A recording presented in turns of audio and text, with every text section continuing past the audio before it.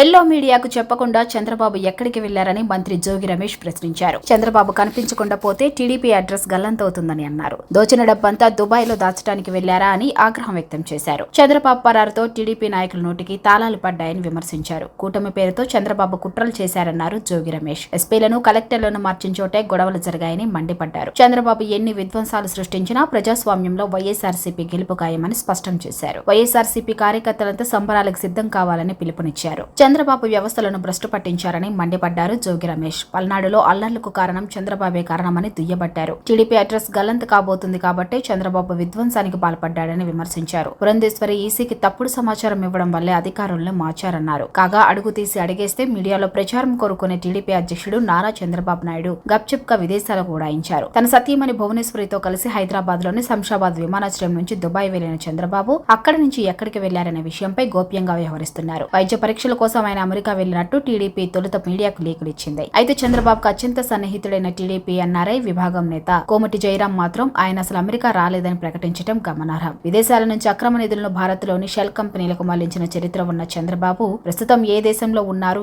ఏం చేస్తున్నారన్నది చర్చనీయాంశంగా మారింది. గుట్టుచప్పుడు కాకుండా విదేశీ పర్యటన వెనుక లోగుట్టి ఏమిటన్నది సస్పెన్స్ గా మారింది. అయితే తాజా విశ్వసనీయ సమాచారం ప్రకారం చంద్రబాబు ఇటలీలో ల్యాండ్ అయినట్లు తెలుస్తుంది.